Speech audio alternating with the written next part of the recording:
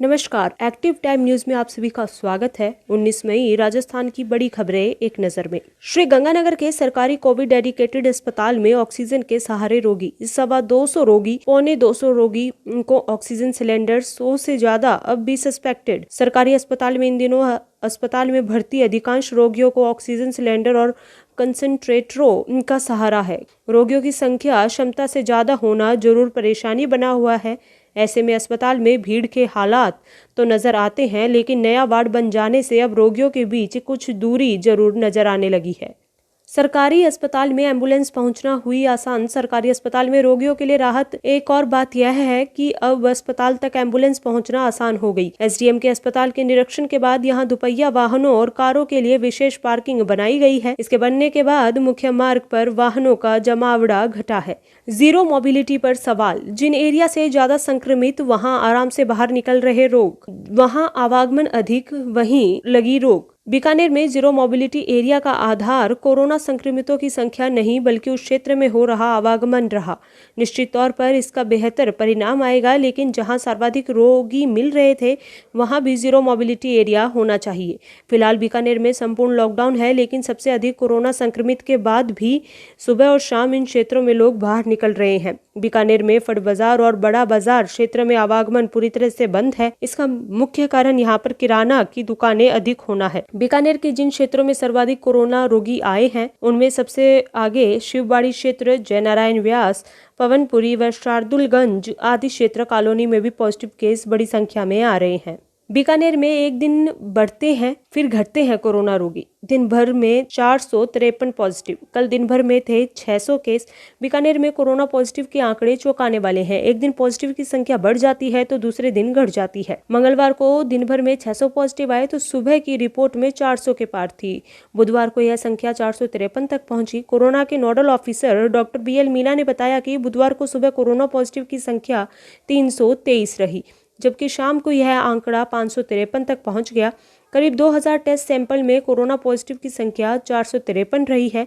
ऐसे में अब भी हर चौथा टेस्ट पॉजिटिव आ रहा है। बीकानेर में पॉजिटिव केस के मामले में एक बार फिर से जयनारायण व्यास कॉलोनी क्षेत्र सबसे आगे है। सैटेलाइट अस्पताल में भी पॉजिटिव रोगी 100 से अधिक आ रहे हैं। गंगा शहर सैटेलाइट अस्पताल में भी पॉजिटिव की संख्या कम नहीं हो रही है। कोख में 9 माह के बच्चे और मां की मौत। ऑक्सीजन लेवल 70 पहुंचा, फिर भी वेंटिलेटर के लिए तरसती रही मां। जब तक आईसीयू बेड खाली हुआ, मां बच्चे की सांस उखड़ चुकी थी। पीबीएम अस्पताल में बुधवार को एक 9 महीने की गर्भवती महिला और उसके गर्भस्थ बच्चे दोनों की मौत हो गई। वह 3 दिन तक पीबीएम अस्पताल में एक आईसीयू बेड के लिए तरसती रह गई। आखिर आईसीयू बेड की कमी में मां और बच्चे दोनों की जान ले ली। मृतक का नाम सुमन देवी बताया जा रहा है। उसे ऑक्सीजन लेवल कम होने पर अस्पताल में भर्ती करवाया गया था। चूरू के सिद्धमुख गांव की सुमन देवी को ऑक्सीजन सैचुरेशन 70 रहने के बाद अस्पताल लाया गया था। यह 9 माह की गर्भवती थी। उन्हें बी वार्ड में भर्ती करने के साथ ही कोरोना टेस्ट कराया गया था। यह टेस्ट नेगेटिव आया। संभव है कि कोरोना होकर निकल गया था, पीछे निमोनिया छोड़ गया था। 9 महीने की गर्भवती सुमन देवी का इलाज के नाम पर बी वार्ड में एक बेड मिला, जहां ऑक्सीजन की नली नाक में लगा दी गई। डॉक्टर्स को पता था कि वह बहुत गंभीर हालत में है, लेकिन अस्पताल के किसी भी आईसीयू में उन्हें वेंटिलेटर का एक बेड नहीं दिया गया। गर्भवती महिला सुमन के मामा महिपाल शर्मा यहाँ मंडल रेल प्रबंधक कार्यालय में काम करते हैं। उनका कहना है कि सुमन को जब भर्ती किया गया तब वो काफ़ी ठीक थी, उसे कोरोना नहीं था, इसलिए बी वार्ड में भर्ती किया गया। इसी दौरान धीरे धीरे हालात बिगड़ने लगे, लेकिन एक वेंटिलेटर तक उपलब्ध नहीं हो सका। हम 2 दिन तक कोशिश करते रहे, जब मिला तब तक वो दम तोड़ चुकी थी। राजस्थान में जारी रहेंगी पाबंदियां। गहलोत सरकार ने 21 जून तक के लिए बढ़ाई धारा 144। सार्वजनिक जगहों पर लोगों के इकट्ठा होने पर रोक। मुख्यमंत्री अशोक गहलोत ने बुधवार को सभी जिलों में धारा 144 की अवधि 21 जून तक के लिए बढ़ाने का फैसला किया है। गृह विभाग ने इसके लिए अधिसूचना भी जारी कर दी है। यह अवधि 21 मई को खत्म हो रही थी। धारा 144 लागू होने के बाद 5 या इससे ज़्यादा लोगों के इकट्ठा होने पर रोक होती है। महामारी कंट्रोल के लिए लगाई गई धारा 144 में भी वैसे ही प्रावधान होते हैं, लेकिन इसे लागू करने का तरीका अलग होता है। प्रदेश भर में कोरोना की दूसरी लहर पर कंट्रोल करने के लिए ये पाबंदियां लगाई गई हैं।